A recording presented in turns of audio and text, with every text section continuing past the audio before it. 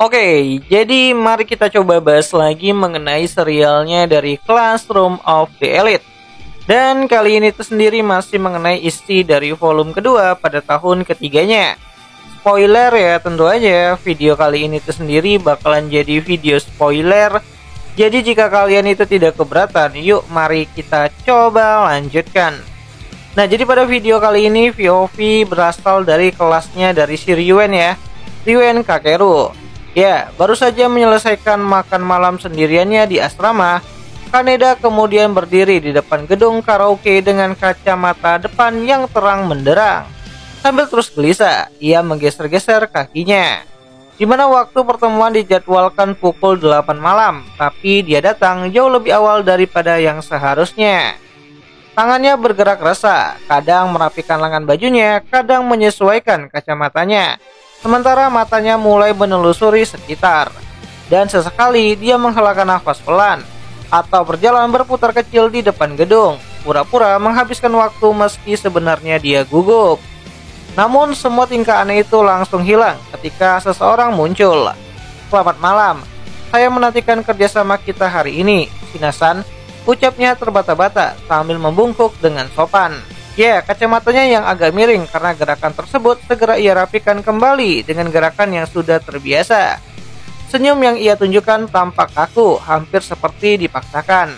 Tapi begitu melihat Shina dengan pakaian yang santai, sesuatu yang jarang sekali dia lihat, Kaneda mulai menghelakan nafas panjang, seolah mencoba merendahkan ketegangan yang sedang ada di dadanya. "Aku juga menantikannya, Kaneda-kun. Rasanya agak segar ya, seperti suasana yang baru," jawab Shina Hiyori dengan nada ringan. "Benar sekali, tapi aku jadi penasaran apa yang sebenarnya dipikirkan oleh Ryuen dengan semua ini," ucap Kaneda. Ya, kemudian keduanya menegada menatap gedung karaoke yang disinari oleh lampu neon warna keemasan, berkelap-kelip seperti mercusuar yang mengundang orang untuk lewat. Tapi Kaneda nyaris tak melihat bangunannya. Perhatiannya sepenuhnya tertuju pada Shina Hiyori, berusaha mengingat setiap detail dari dirinya. Dia sengaja datang lebih awal karena menduga Shina mungkin juga akan begitu. Ternyata dugaannya benar, dan sekarang dengan sisa waktu sekitar 20 menit sebelum yang lain datang, mereka berdua kini bisa bersama-sama. "Kita masih punya waktu sedikit sebelum rapat dimulai. Menurutku lebih baik kalau kita masuk dan menunggu dia tidak," ucap Kaneda yang terhenti. Di mana hal itu terjadi akibat sebuah suara keras yang menggema di seluruh area mall, memecah keheningan di antara mereka berdua. "Apa-apaan ini? Kupikir aku yang pertama kali datang, tapi ternyata kalian sudah ada di sini duluan," ucap Ishizaki. Padahal sebenarnya tidak ada yang perlu dibuat heboh. Ishizaki muncul dengan reaksi yang berlebihan. "Halo Ishizaki-san," sahut Kaneda dengan nada yang agak kesal. Entah karena sikap berlebihan dari Ishizaki atau hal lain, rasa jengkel dalam suaranya terdengar cukup jelas. "Kamu datang lebih awal, padahal aku kira kamu tipe orang yang sering telat," tanya Kaneda kembali. "Kedengarannya kamu kecewa, Kaneda. Jangan-jangan kamu..." Ishizaki menyeringai nakal, seolah-olah paham alasan kenapa sikap mencurigakan Kaneda muncul. Apa maksudmu?" tanya Kaneda dengan suara kaku. "Menyambut Ryuen itu adalah tugasku. Jangan harap kamu bisa terlihat keren di depannya," tegas Ishizaki kepada Kaneda. "Begitu ya, jadi itu alasanmu datang lebih awal, Ishizaki-san?" tanya Hiyori. "Kita bertiga tiba hampir bersamaan, jadi tidak ada yang pertama kali di sini. Ingat itu ya," jelas Ishizaki. "Tenang saja, aku tidak terlalu memikirkan hal-hal yang begituan," balas Kaneda. "Tapi aku penasaran apa yang dipikirkan oleh Ryuen. Katanya dia hari ini memanggil Tokito juga, bukan cuman Kaneda. Bukankah dia belum punya pangkat yang setinggi itu sampai dipanggil untuk ikut rapat?" tanya Ishizaki. "Aku tidak tahu soal Tokito, tapi karena aku sering bertemu dengan Ryuen, mohon jangan samakan aku dengan dia," balas Kaneda kembali. Ya, Kaneda menegaskan hal itu dengan sangat kuat sambil menekankan bagian hidung kacamatanya dengan jari tengahnya.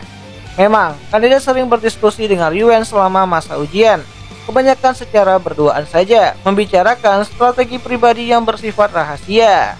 "Kebijakan untuk ujian khusus seharusnya sudah diputuskan bukan?" tanya Ishizaki. "Sudah, Sejauh ini belum ada instruksi tambahan, atau mungkin ini adalah rapat untuk melaporkan kemungkinan lain yang dia temukan, balas Kaneda. Atau mungkin, ucap Ishizaki sambil menyerongkan mulutnya. Sekarang dia perlu tenaga kita, kalian tahu sendiri kan? Pas kita kumpul, ide-ide brilian sering muncul, tegas Ishizaki. Aku tahu maksudmu, ucap Kaneda. Tapi bukan sembarangan orang juga sih. Kau setuju kan, Shinashi? Tanya Kaneda. Ya, seperti pepatah lama, lebih banyak tangan belum tentu hasilnya lebih baik. Dimana Kaneda hendak menarik Tina untuk ikut bicara ketika suasananya mendadak berubah.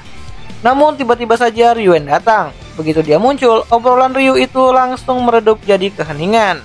Ishizaki berdiri tegap, memaksa wajahnya tampil dengan serius, lalu membungkuk dalam-dalam. Dan tanpa banyak berbicara, Ryuen berjalan menuju gedung pintu masuk karaoke, dan yang lain mulai mengikutinya. Di dalam, staf karaoke mengantar keempat orang tersebut melalui lorong pendek menuju bagian paling tenang di dalam gedung. Sebuah ruangan pribadi yang sudah dipesan sebelumnya. Ryuen kemudian bersandar di kursinya. Cahaya redup ruangan karaoke memantulkan setengah senyum tipis di sudut bibirnya.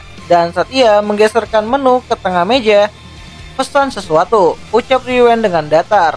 Dia membiarkan lembar menu laminasi berhenti di depan ketiga orang yang sedang menunggu tersebut. Di mana Kaneda, yang selalu teliti, jadi orang pertama yang memecah keheningan. Sepertinya Katsuragi dan juga Tokitoshi belum datang. Apa boleh begitu? Tanya Kaneda. Mereka sudah mengabari, katanya akan terlambat. Jawab Ryuen yang berbicara bahkan tanpa menoleh. Yang lebih penting, Kaneda, kamu dengar kabar dari Hashimoto itu? Tanya Ryuen. Di mana Kaneda perlahan menggelengkan kepalanya. Tidak, kami sering berkomunikasi sampai sebelum kami jadi kelas 3.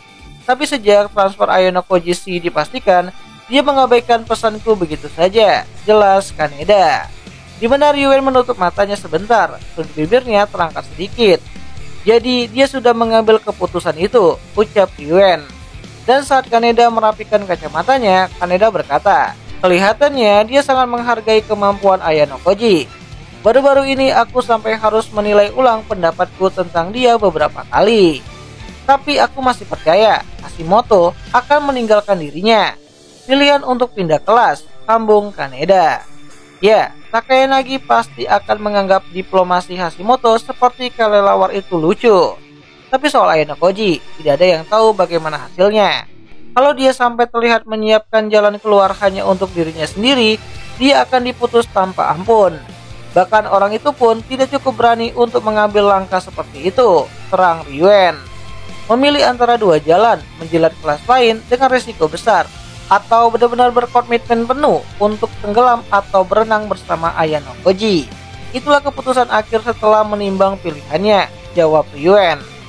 Kamu benar-benar sangat menghargainya, gumam Kaneda yang tidak sepenuhnya bisa memahami keyakinan Ryuen. Dia memang mengakui kemampuan Ayano Koji, tapi tak sampai sejauh itu. Bagi Kaneda, Ayano Koji masih tampak seperti siswa biasa, seorang yang mungkin punya celah untuk dimanfaatkan, bukan sosok tajam seperti Takayanagi atau Ryuen, yang keberadaannya saja sudah membuat orang lain berpikir dua kali sebelum mendekat. Di mana Ryuen lalu menoleh ke arah Shina, yang sejak tadi diam sejak mereka masuk ke dalam ruang karaoke.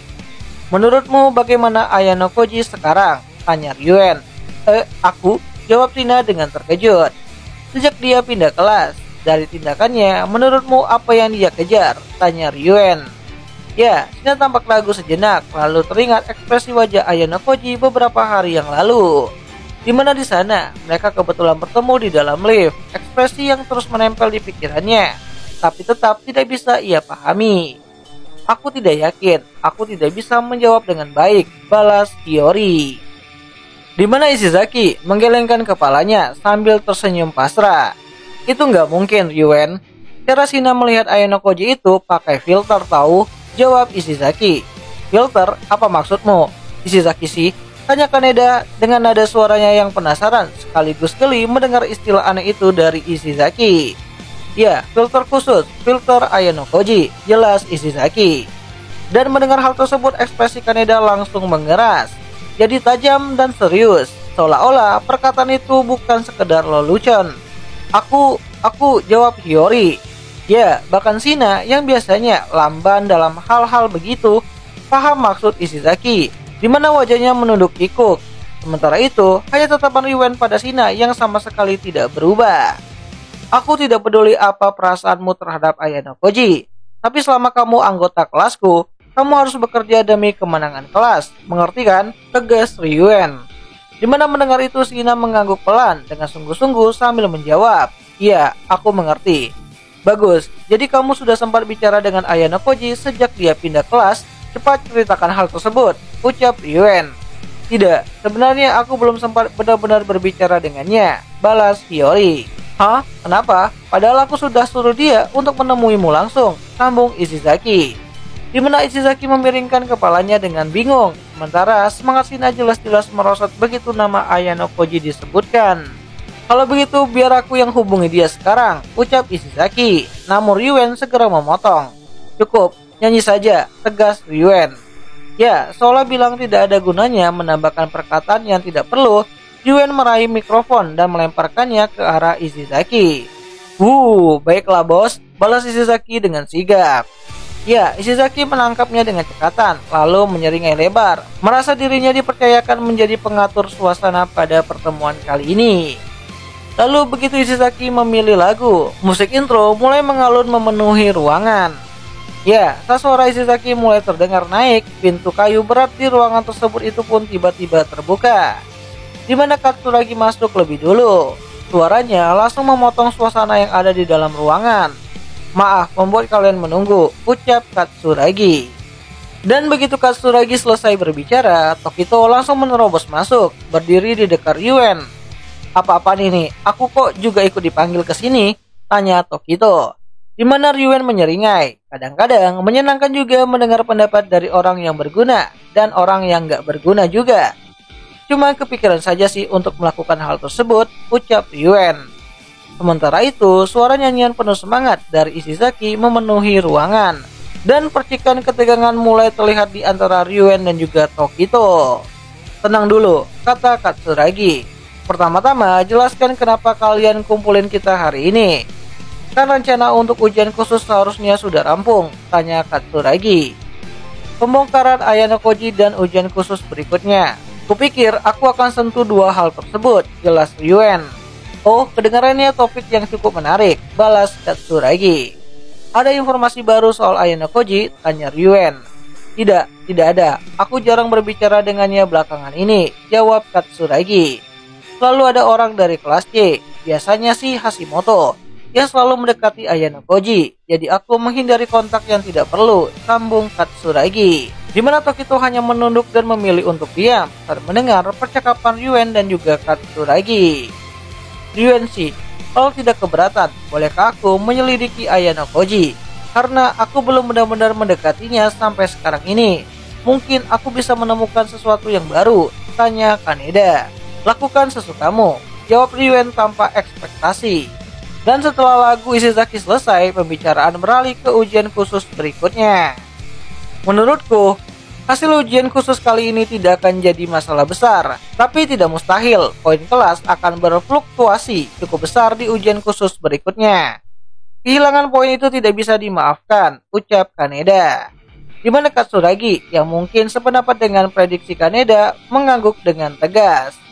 "Tepat. Walau kita kelas B dan grup Hori kita berada di kelas A, kita masih jauh dari aman. Dan sejak kekalahan terakhir kita, tekanan dari bawah justru semakin besar. Meski jaraknya menyempit, kalau kita kalah 2 atau 3 kali berturut-turut, hasil seri itu tidak akan bisa terelakkan. Dan banyak orang akan mulai melihat kita sebagai pihak yang direndahkan, bukan setara. Ujian khusus itu akan jadi garis pertahanan terakhir kelas kita," simbol Kaneda dengan nada suram.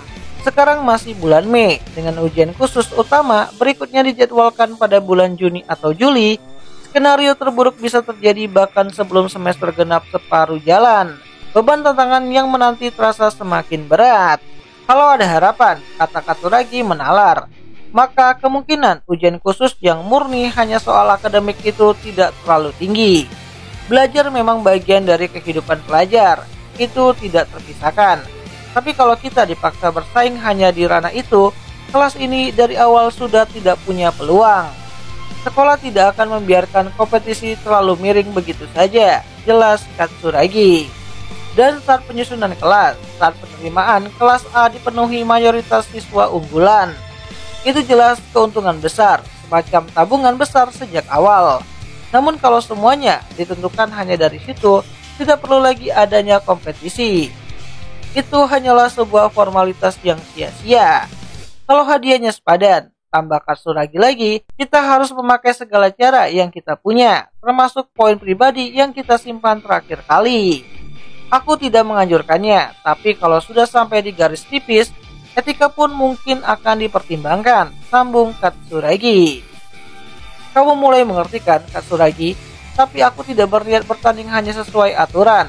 Entah itu pelanggaran atau apapun, aku akan pakai cara apa saja untuk bisa menang, sambung Ryuen. Aku tahu, tapi aku akan menghentikanmu, tegas Katsuragi. Ya, Katsuragi tetap teguh pada pendiriannya, mempertahankan sikap untuk patuh sepenuhnya kepada aturan. Di mana percakapan mereka pun berlarut-larut cukup panjang, berputar-putar tanpa jalan keluar. Dan di sela-sela kata-kata mereka, keheningan yang terasa berat hanya ditembus oleh suara Ryu dari ruang sebelah, di mana para siswa lain tertawa dan bersenang-senang. Hal itu sangat kontras sekali dengan diskusi tegang yang mereka lakukan yang terasa terisolasi dari dunia luar.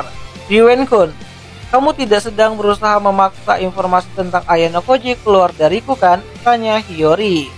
Aku hanya merasa tidak akan bisa mendapat informasi berguna darimu, balas Ryuen. Benarkah hanya itu? Tanya Hiyori kembali. Apa yang kamu mau aku katakan? Kamu ingin aku menyuruhmu memakai cara apapun demi menemukan kelemahannya, balas Ryuen. Itu, gumah Hiyori dengan pelan. Ya, Shina kesulitan menjawab, tapi Ryuen sudah tahu betul perasaannya. Perasaan yang jauh melampaui sekedar pertemanan. Aku akan pastikan kamu berguna, tegas Ryuen. Bukan untuk Ayano Koji, tapi untuk kelas ini, tegas Ryuen kembali kepada Hiyori. Ya, meski harus memanfaatkan perasaan itu, Ryuen sudah membayangkan masa depan di mana mereka akan mengalahkan Ayano Koji. Iya, aku akan meneguhkan tekadku untuk itu, ucap Shina sambil mengangguk serius. Ya, sejak perpindahan Ayano Koji, ia belum pernah berbicara lebih dari beberapa kata dengannya. Jarak yang tidak terucap itu terasa begitu berat, memaksanya untuk menguatkan hatinya. Bagi Ayano Koji, mungkin Shina tidak lebih dari sekedar kenalan biasa, bahkan mungkin kurang dari itu. Jika memang begitu, maka perasaan lembut yang masih tersisa hanya akan menjadi rantai yang cukup berat, mengikatnya dan mencegahnya untuk maju. Di mana Kaneda memperhatikan diam-diam profil wajah Shina yang murung, seakan dirinya bisa menghilang kapan saja. Itu adalah momen yang sangat menyentuh.